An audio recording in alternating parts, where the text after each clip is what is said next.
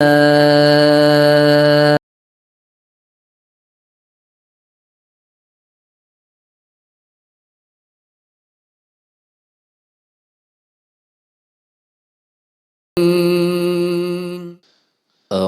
بالله من الشيطان الرجيم.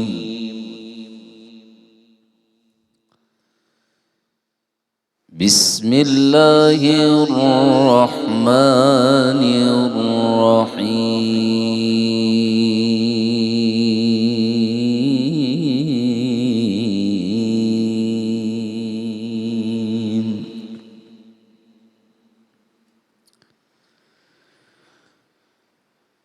يا أيها الذين آمنوا استعينوا بالصبر والصلاة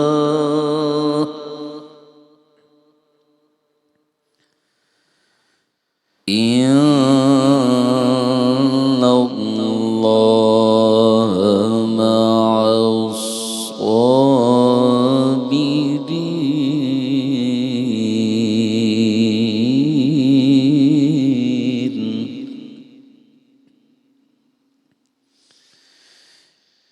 يا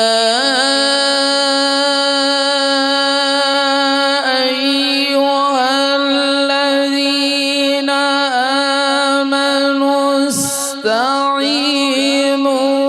بالصبر والصلاة إن الله مع الصابرين.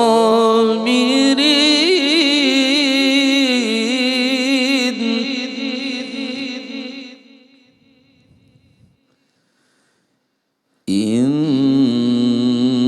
الله مع الصابرين.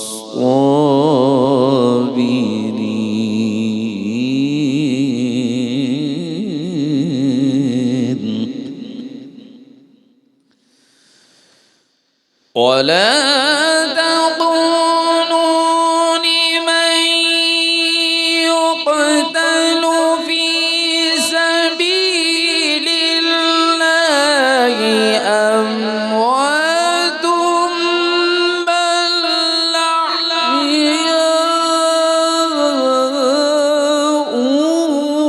ولكن لا تشعرون.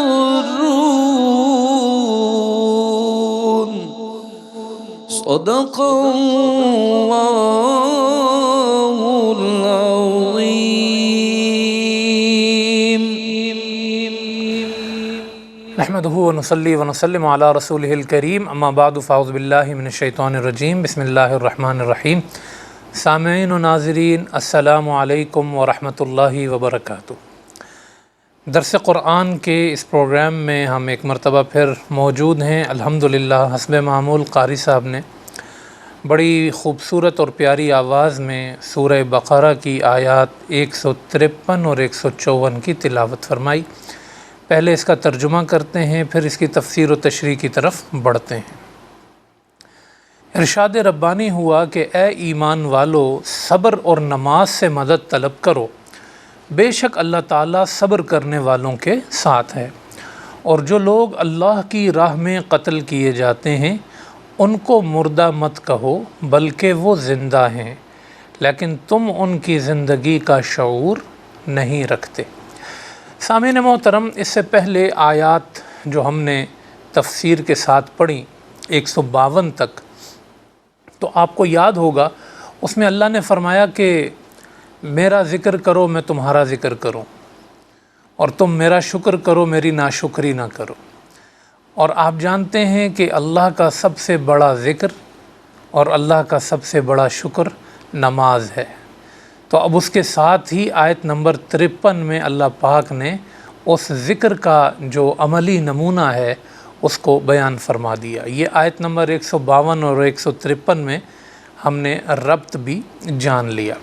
اور پھر جو ہے وہ ان آیات طیبات میں کہ جہاں یہ فرمایا گیا کہ اے ایمان والو صبر اور نماز کے ذریعے مدد حاصل کرو، یہ اگر ہم اس پس منظر میں دیکھیں کہ جس پس منظر میں یہ آیات طیبات نازل ہوئیں، تو ہم نے پچھلی آیات میں یہ مضمون بھی ہم نے دیکھا تھا کہ اللہ پاک نے جو امامت کا تاج ہے وہ امت مسلمہ کے سر پہ رکھ دیا، تحویل قبلہ ہوئی، بیت المقدس سے رخ پھیر کے مسلمان بیت اللہ کی طرف متوجہ ہو گئے۔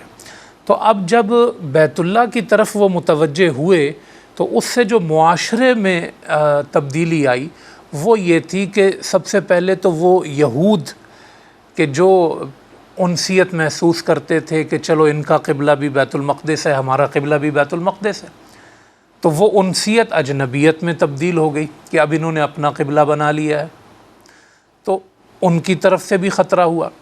اچھا، دوسری طرف مسلمان جو ہے ہجرت کر کے مکہ سے مدینہ تو آ گئے، تو اب مکہ والے سمجھ رہے تھے کہ ٹھیک ہے یہاں اپنے شہر سے نکل گئے ہیں، ایک دیار غیر میں چلے گئے ہیں، کتنے دن سروائیو کریں گے، تو ایک نہ ایک دن ختم ہو جائیں گے یہ وہاں جا کے۔ لیکن جب ان تک یہ اطلاع پہنچی کہ انہوں نے وہاں جا کے سروائیو کر لیا ہے، سنبھال لیا ہے، اور وہ ایک قوت اور طاقت بنتے جا رہے ہیں، اور پھر مزید اس پر سونے پر سہاگا یہ کہ انہوں نے ہمارے اس بیت اللہ کو جو ہم نے اپنا مرکز بنایا ہوا ہے اور جس کے ہم ٹھیکیدار بنے ہوئے ہیں، انہوں نے اعلان کر دیا ہے کہ یہ ہمارا قبلہ ہے۔ تو آج اگر وہ یہ کہہ رہے ہیں کہ اب ہمارا قبلہ بیت اللہ ہے تو کل اس کو حاصل کرنے کے لیے بھی آئیں گے۔ تو مدینہ میں یہود اجنبی ہو گئے، مزید خطرہ ہو گیا ان سے، اور پیچھے مکہ میں کفار جو ہے وہ ایک خطرہ بن گئے۔ تو انہوں نے اسی لیے تحویل قبلہ کے اعلان کے صرف 2 مہینے بعد ہی کفار مکہ نے وہ اسباب پیدا کر دیے کہ جس کی وجہ سے جنگ بدر ہوئی۔ تو ان کو اس سے خطرہ لاحق ہوا نا کہ انہوں نے بیت اللہ کو کیسے قبلہ بنا لیا۔ تو پچھلی آیات میں ذکر تھا بیت اللہ کو قبلہ بنانے کا، اور یہ جو معاشرے میں تبدیلی آئی تھی، رب کائنات اس تبدیلی کو جانتا ہے کیونکہ وہ علام الغیوب ہے۔ اگرچہ ابھی یہ چیزیں پردہ غیب میں تھیں کہ آگے کیا ہونا ہے تحویل قبلہ کے بعد، ابھی پردہ غیب میں تھیں، مگر رب العالمین تو جانتا ہے، اس لیے اس نے اب آگے جو آیات نازل فرمائیں وہ اسی خطرے کے جو مسلمانوں کو لاحق تھا پیش نظر کہ اب جو ہے وہ انہوں نے وہ تعلیم حاصل کرنی ہے کہ جس کی بنا پر یہ خطروں کا مقابلہ کر سکیں۔ تو خطروں سے ایک تو آگاہ کر دیا ان کو یہ کہہ کے کہ بھئی صبر اور صلات سے اپنی مدد حاصل کرو، ایک تو خطرہ اس کو بھانپ لو کہ اب کیا ہونے والا ہے، اور دوسری طرف اس خطرے سے نکلنے کا طریقہ بھی رب العالمین نے بتا دیا ہے، کیونکہ جو رب کا ہو جاتا ہے پھر رب اس کا ہو جاتا ہے۔ فَاذْكُرُونِي أَذْكُرْكُمْ، تم میرے ہو جاؤ میں تمہارا ہو جاؤں گا، تم میرا ذکر کرو، یعنی تم میری دی ہوئی ذمہ داری کو پورا کرو، میں تمہارا ذکر کروں گا، میں تمہیں خطروں سے نکال دوں گا۔ تو خطروں سے نکالنے کا جو مرحلہ ہے وہ رب العالمین نے اس طریقے سے اپنے بندوں کو عطا فرمایا کہ ارشاد فرمایا کہ استعینوا، اے ایمان والو مدد حاصل کرو۔ 2 چیزیں میں تمہیں بتا رہا ہوں، ایک صبر اور ایک نماز۔ اس صبر اور صلات کا آپس میں بھی بڑا گہرا رشتہ ہے، یعنی جب ایک انسان نماز قائم کرتا ہے تو اس کا تعلق ظاہر ہے کہ خدا سے مضبوط ہوتا ہے، اس کا ذہن اسٹرانگ ہوتا ہے، اس کا دل مضبوط ہوتا ہے، اس کا کردار مضبوط ہوتا ہے، اور جب یہ مضبوطی پیدا ہوتی ہے تو اس میں صبر ایسے انڈیل دیا جاتا ہے کہ وہ بڑے سے بڑے مشکل مرحلے کو طے کرتا ہوا چلا جاتا ہے۔ جب وہ اپنے رب کی میت میں ہوتا ہے نا، اپنے رب کے ساتھ ہوتا ہے نا نماز میں، جب وہ سجدے میں جا کے کہتا ہے نا سبحان ربی الاعلی، میرے رب تو ہی اعلیٰ ہے، میں تو تیرے آگے جھکا ہوا ہوں، تو ہی مجھے بچانے والا ہے، سنبھالنے والا ہے۔ سبحان ربی العظیم، عظیم بھی تو ہے، اعلیٰ بھی تو ہے، حمد بھی تیری ہے، تسبیح بھی تیری ہے، طاقت بھی تیری ہے، بندے تیرے عاجز ہیں، تیری چوکھٹ پہ آ گئے، تو اس کا دل ہو جاتا ہے مضبوط۔ تو نماز انسان میں پیدا کرتی ہے صبر۔ تو 2 چیزوں کا یعنی ان میں آپس میں بھی بڑا گہرا رشتہ ہے، اور یاد رکھیں کہ صبر اور صلات یعنی نماز اور صبر کا اقامت دین کی تحریک سے بھی بڑا گہرا تعلق ہے۔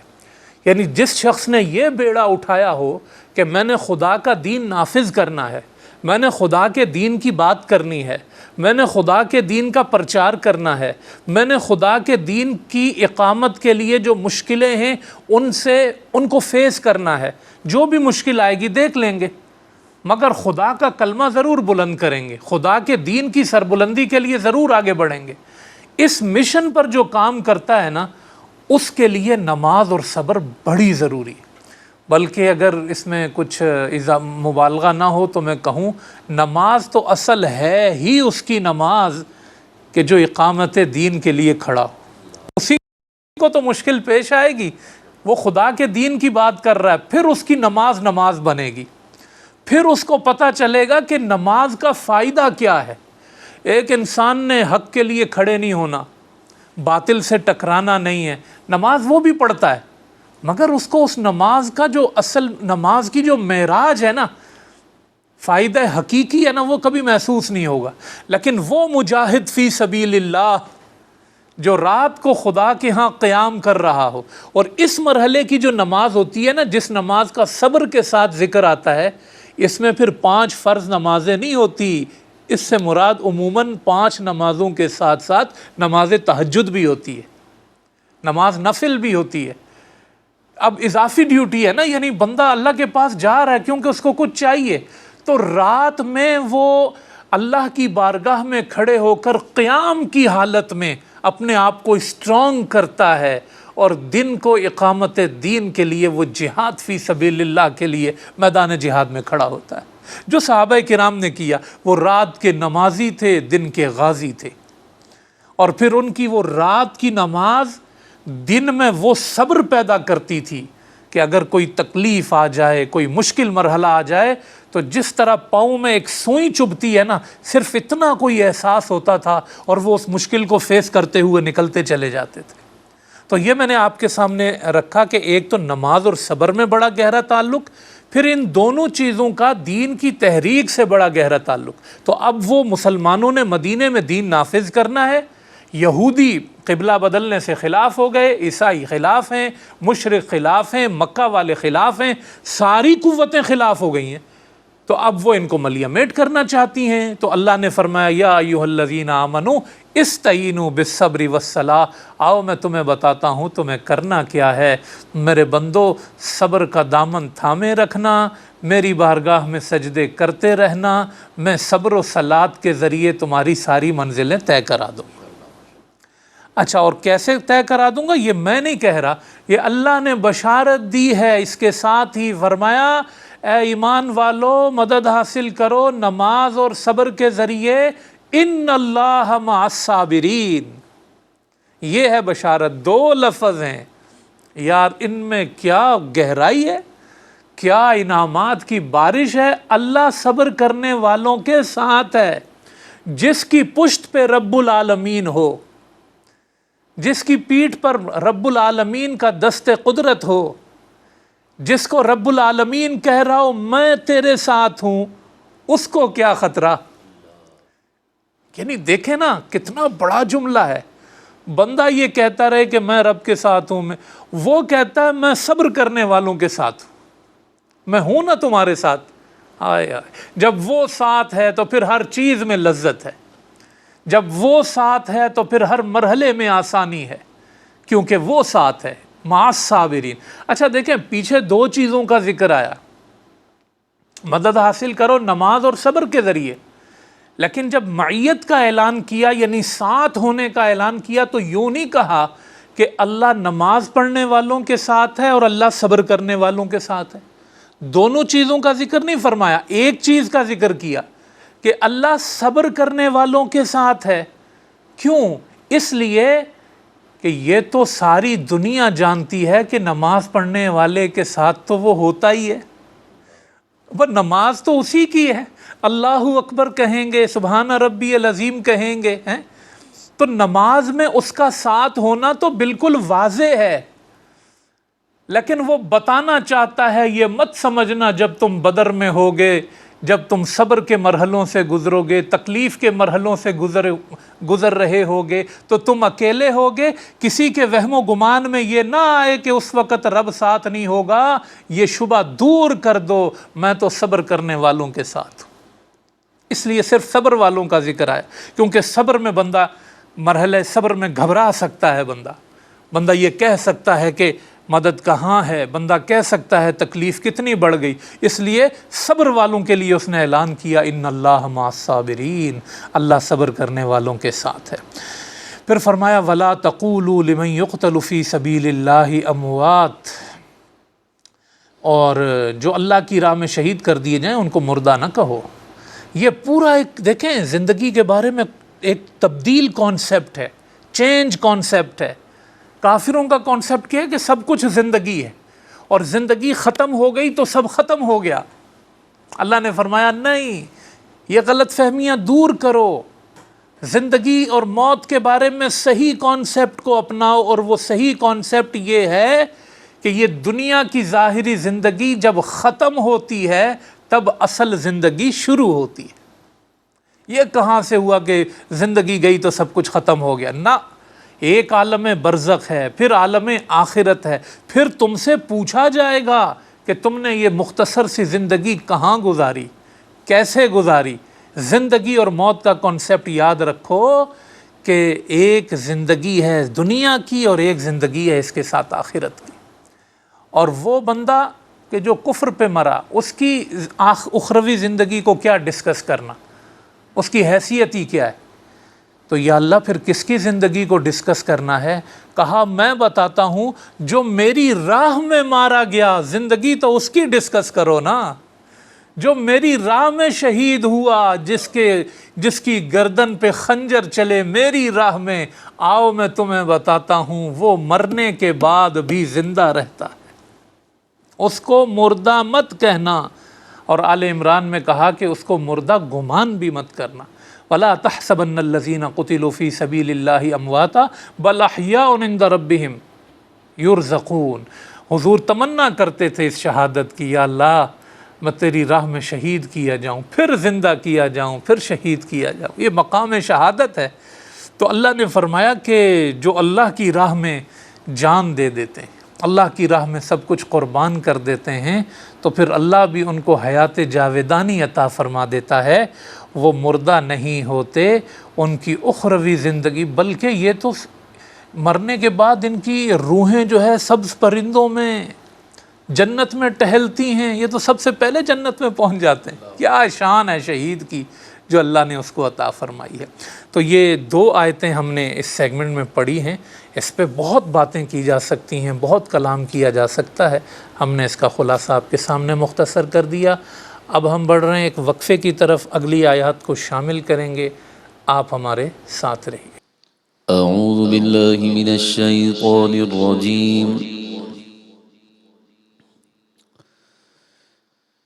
بسم اللہ الرحمن الرحیم.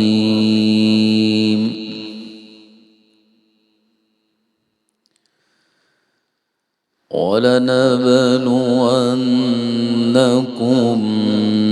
بِشَيْءٍ مِّنَ الْخَوْفِ وَالْجُوعِ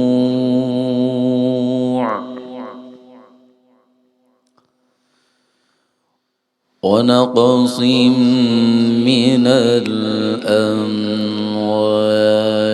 وَالْأَنفُسِ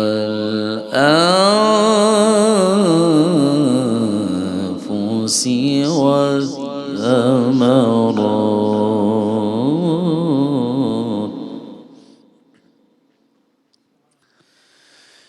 وَلَنَبْلُوَنَّكُمْ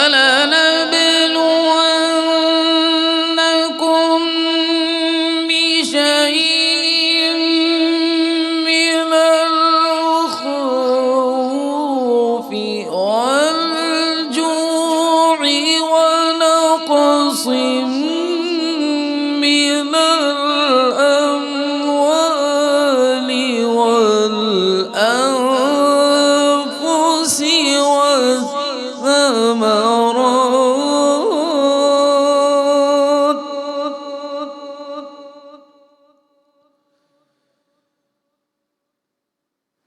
وبشر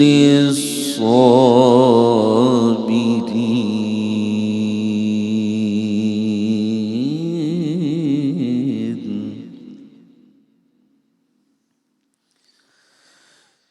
الذين إذا أصابتهم مصيبة قالوا إنا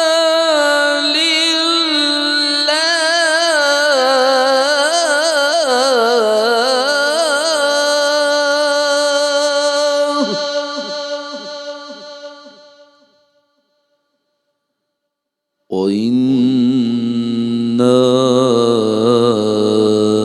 إليه راجعون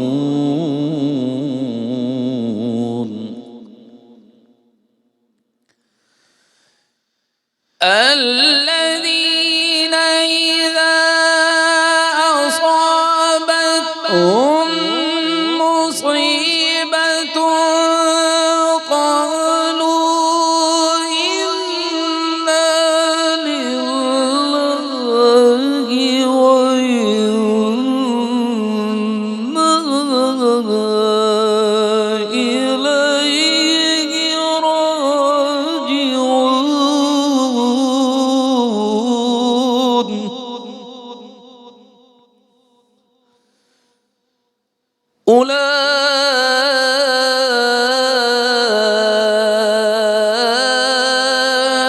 أولئك عليهم صلوات من ربهم ورحمة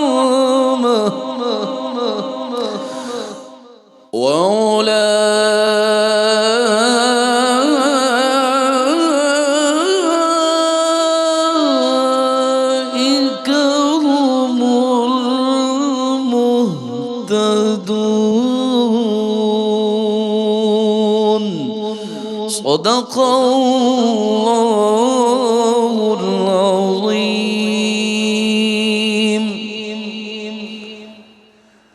خوش آمدید سامعین محترم، ہم نے دوسرے سیگمنٹ میں الحمدللہ قاری صاحب سے آیات 155 سے لے کے 157 تک کی تلاوت سماعت کی، اس کا ترجمہ اور پھر اس کی تشریح کی طرف بڑھتے ہیں۔ اللہ رب العالمین نے ارشاد فرمایا، اور البتہ ہم تم کو کچھ ڈر، بھوک اور تمہارے مالوں، جانوں اور پھلوں کے نقصان میں ضرور مبتلا کریں گے، اور ان صبر کرنے والوں کو بشارت دیجیے جن کو جب کوئی مصیبت پہنچتی ہے تو وہ کہتے ہیں بے شک ہم اللہ ہی کے لیے ہیں اور بے شک ہم اللہ ہی کی طرف لوٹنے والے ہیں۔ یہی وہ لوگ ہیں جن پر ان کے رب کی طرف سے خصوصی نوازشیں ہیں اور رحمت ہے، اور یہی لوگ ہدایت پر ثابت قدم ہیں۔ سامعین محترم، پہلے صبر و صلات کا حکم دیا گیا کہ آپ نے نماز پڑھنی ہے اور مشکلوں میں آپ نے صبر قائم کرنا ہے۔ پھر اب اگلی آیات میں آیت 155 میں یہ بتایا گیا کہ وہ جو مشکلیں آنے والی ہیں ان کی صورتیں کیا کیا ہو سکتی ہیں۔ شروع میں اللہ نے فرمایا وَلَنَبْلُوَنَّكُمْ، اور ہم تمہیں ضرور آزمائیں گے۔ اچھا، یہ جتنی آزمائشیں آنی ہیں، آنی تو شریر لوگوں کی طرف سے ہیں، دشمنوں کی طرف سے ہیں، اور جو حاسدین ہیں ان کی طرف سے ہیں، یہود کی طرف سے ہیں، مشرکین کی طرف سے ہیں، مگر چونکہ ہے یہ خدا کا قانون کہ وہ اپنے برگزیدہ بندوں کو آزماتا ضرور ہے، اس لیے اللہ نے اس اٹل قانون کی وجہ سے اس کی نسبت اپنی طرف کی ہے کہ ہم آزمائیں گے، یہ ہماری آزمائش ہے۔ یعنی کسی کی کیا اوقات ہے کہ کوئی کچھ کرے، لیکن یہ اللہ کا ایک امتحان ہے، وہ مشکلوں سے گزارتا ہے اپنے بندوں کو، کھرے کو کھوٹے سے جدا کر دیتا ہے۔ وہ جو عشق و محبت کا خدا کی ذات سے دعویٰ کرنے والے ہیں، ان کا پتہ چل جاتا ہے کہ عشق سچا ہے، محبت سچی ہے یا منافقت ہے دل میں۔ تو جب آزمائش کی بھٹی لگتی ہے تو منافق سائیڈ پہ ہو جاتا ہے، عاشق پار لگ جاتا ہے۔ محبت کرنے والا پار لگ جاتا ہے، اس کی محبت قبول کر لی جاتی ہے، کیونکہ وہ ان راہوں سے ہنستے ہنستے گزر جاتا ہے، تکلیفوں کو سہ جاتا ہے۔ اس لیے اللہ نے ان آزمائشوں کی نسبت اپنی طرف کی، وَلَنَبْلُوَنَّكُمْ، ہم تمہیں آزمائیں گے، آزمائش ہماری ہوگی، یہ فیصلہ ہمارا ہے، یہ مرضی ہماری ہے، اس مرضی میں تم نے اپنی مرضی کو شامل کر کے خدا کی آزمائشوں پہ راضی رہنا ہے تو بس تم کامیاب ہو گئے۔ اب ان تکلیفوں کی نوعیت کیا ہوگی؟ تو فرمایا سب سے پہلے بِشَيْءٍ مِّنَ الْخَوْفِ، خوف، دشمن کا خوف، ان کے حملے کا خوف، ان کے مار دینے کا خوف، ان کے حملہ کر دینے کا خوف، یہ ہے خوف۔ اب یہود بھی حملہ کر سکتے ہیں، مشرکین مکہ بھی حملہ کر سکتے ہیں، اور اس کا خوف ظاہر ہے کہ انسان کو فطرتاً اپنے دل میں محسوس ہوتا ہے۔ لیکن کتنے پیارے جملے ہیں، فرمایا بِشَيْءٍ مِّنَ الْخَوْفِ، کچھ، کسی قدر، یعنی یہ اشارہ ہے اس طرف کہ خوف آئے گا تم پر، لیکن اتنا نہیں آئے گا۔ کیوں؟ تمہارے دل میں تمہارا رب بستا ہے، تمہاری جبین نیاز ہمارے سامنے جھکتی ہے، تم صبر کرنے والے ہو، تھوڑا بہت خوف آئے گا، بِشَيْءٍ مِّنَ الْخَوْفِ، تھوڑا بہت خوف آئے گا اور تم اس سے پار ہو جاؤ گے، گزر جاؤ گے۔ لیکن خوف کی کیفیت ظاہر ہے کہ ہر انسان پر یہ طاری ہوتی ہے، اور یہ بھی خدا کی طرف سے آزمائش ہے۔ اس خوف میں انسان نے کوئی غلط فیصلہ نہیں کرنا، اس خوف میں انسان نے کوئی پارٹی نہیں بدلنی، اس خوف میں انسان نے شیطان کے ساتھ نہیں چلے جانا، اس خوف کے ہوتے ہوئے بھی انسان کو خدا کی معیت میں رہنا ہے، کیونکہ یہ بھی ایک آزمائش ہے۔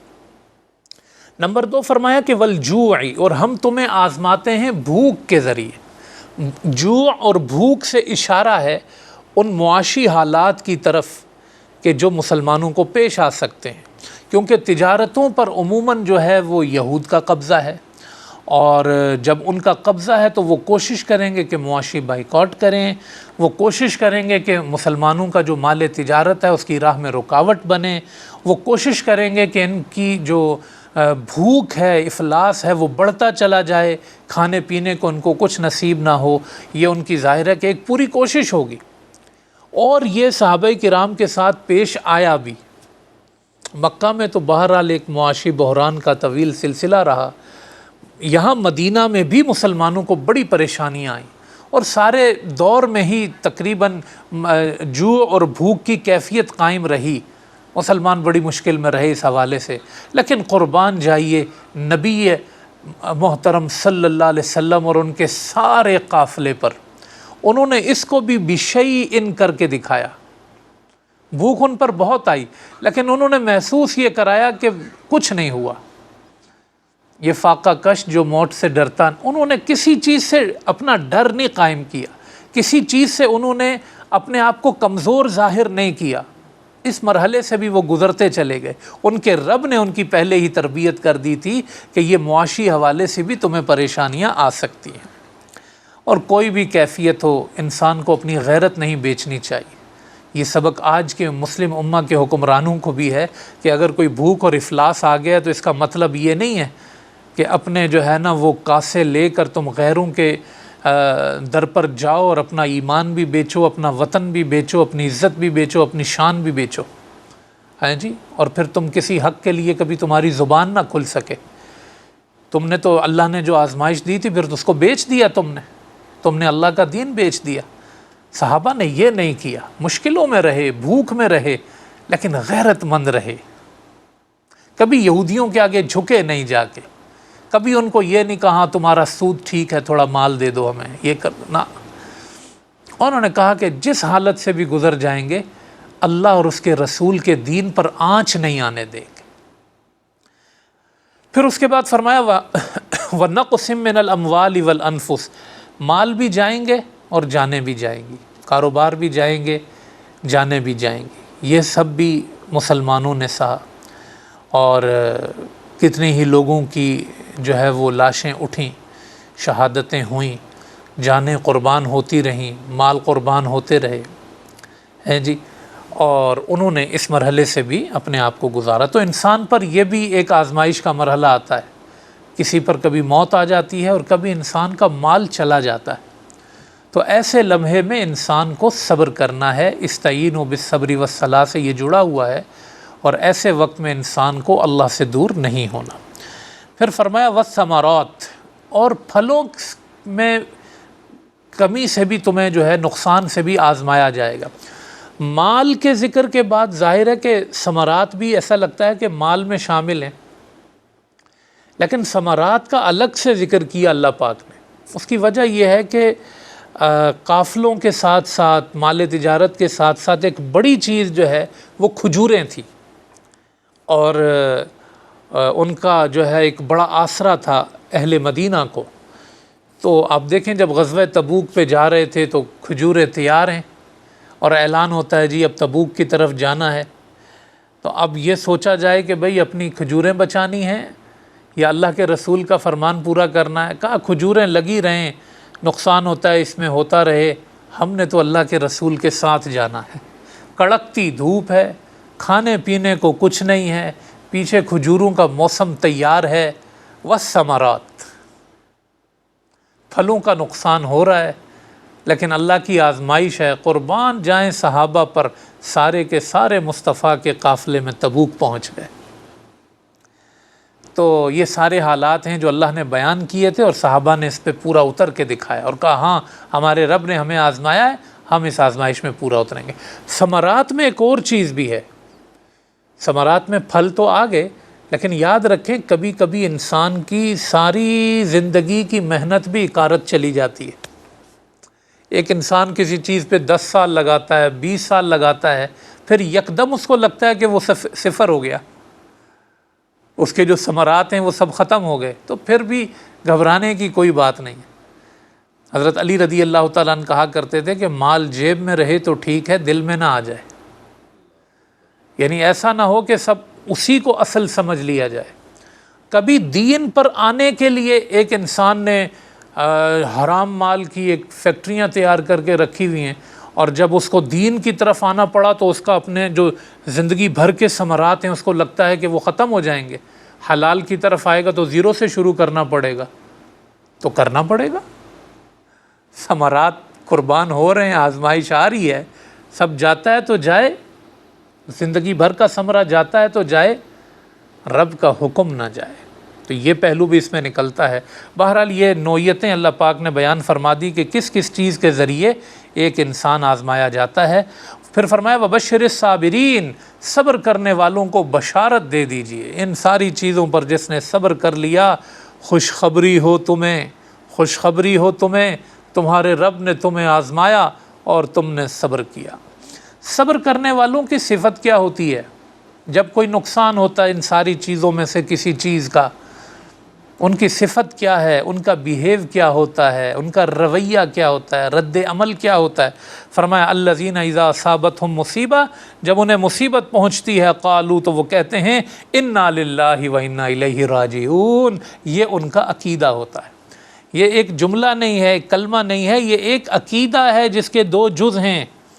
پہلا جز ہے انا للہ، دنیا میں ہم اللہ ہی کے ہیں، وَإِنَّا إِلَيْهِ راجعون، اور آخرت میں بھی ہم اس کی طرف پلٹ کے جائیں گے۔ سب اللہ کا ہے، دنیا بھی اللہ کی، آخرت بھی اللہ کی، ہم بھی اللہ کے، ہمارا مال بھی اللہ کا، ہماری اولاد بھی اللہ کی، ہمارا سب کچھ اللہ کا ہے۔ ہم مال، اولاد، جان، زندگی، ساری چیزیں ہم نے خدا کی مرضی کے مطابق گزارنی ہے۔ کیوں؟ اِنَّا لِلَّهِ، ہم ہیں ہی اللہ کے۔ کتنا بڑا جملہ ہے یہ عقیدہ ہے بندہ مومن کا، ہم اللہ کے ہیں۔ تو پھر نماز کیوں چھوڑتے ہو بھائی؟ جب اللہ کے ہیں تو اس نے کہا نماز پڑھو، جہاد کرو، اچھے اخلاق اپناؤ، حلال کھاؤ۔ انا للہ، ہم اللہ کے ہیں۔ اس کو ڈیٹیل میں اگر آپ دیکھیں گے یہ بہت بڑا جملہ ہے، اور یہ نہیں کہ بس 4 دن کی زندگی ہے جو کرنا ہے کر لو، نہ، یہ تو کافروں کا نظریہ ہے۔ مسلمان تو کہتا ہے وَإِنَّا إِلَيْهِ راجعون، 4 دن کی زندگی نہیں ہے، یہاں بھی اللہ کا ہے، مڑ کے اسی کے پاس جانا ہے۔ تو یہ صبر کرنے والوں کی صفت ہے۔ اب اللہ فرماتا ہے اولئک علیہم صلوات من ربہم ورحمہ، یہی وہ لوگ ہیں جن پر ان کے رب کی طرف سے صلوات ہیں اور رحمت ہے، نوازشیں ہیں، عنایتیں ہیں اور رحمت ہے۔ دیکھیں صلات، پیچھے صلات کا ذکر آیا، وہ بندوں کا فعل تھا نماز، یہاں صلوات آیا وہ رب کی طرف سے ہے۔ اب لفظ ایک ہی ہے صلات، کیونکہ اس کے معنی ہوتے ہیں اقبال الی الشیء، کسی چیز کی طرف متوجہ ہونا۔ ایک صلات بندے کی ہے، ایک صلات رب العالمین کی ہے۔ بندے کی صلات کیا ہے کہ وہ اپنے رب کی طرف نماز کے ذریعے متوجہ ہوتا ہے، سجدے کے ذریعے متوجہ ہوتا ہے، اور رب کی صلات کیا ہے، وہ اپنے بندے پر رحمت سے متوجہ ہوتا ہے۔ بندہ اپنے رب کے پاس آتا ہے گناہ بخشوانے کے لیے، یہ اس کی صلات ہے، اور رب اس پر اپنی رحمت کی بارش کر دیتا ہے، یہ اس کی صلات ہے۔ تو اس لیے بندے کے فعل کے لیے بھی صلات آیا، اور اللہ اپنی طرف سے بھی کہتا ہے اولئک علیہم صلوات، میں بھی صلات بھیجتا ہوں، رحمتیں بھیجتا ہوں اپنے بندے پر۔ اس کی قرآن میں اور بھی مثالیں، جیسے توبہ ہے، دو طرفہ ہے، ایک بندے کی توبہ ہے، ایک رب کی توبہ ہے، مائل ہونا، رجوع کرنا۔ بندہ رجوع کرتا ہے، بندے کی توبہ ہے گناہ بخشوانے کے لیے، اور وہ توبہ یعنی اپنے بندے کی توبہ قبول کرتا ہے، اس کی توبہ یہ ہے کہ وہ اپنے بندے کو معاف کر دیتا ہے۔ پھر فرمایا وَأُولَئِكَ هُمُ الْمُهْتَدُونَ، یہی لوگ ہدایت پر ہیں۔ اگر کوئی جانچنا چاہتا ہے کہ معاشرے میں کون ہدایت پہ ہوتا ہے تو سمجھ لو جو خدا کی آزمائشوں پہ پورا اترتے ہیں وہی ہدایت پر ہیں۔ پروگرام کا ہم یہاں اختتام کرتے ہیں۔ آپ اپنا خیال رکھیں، اگلے پروگرام میں پھر ملاقات ہوگی۔ اللہ حافظ۔ الف لام میم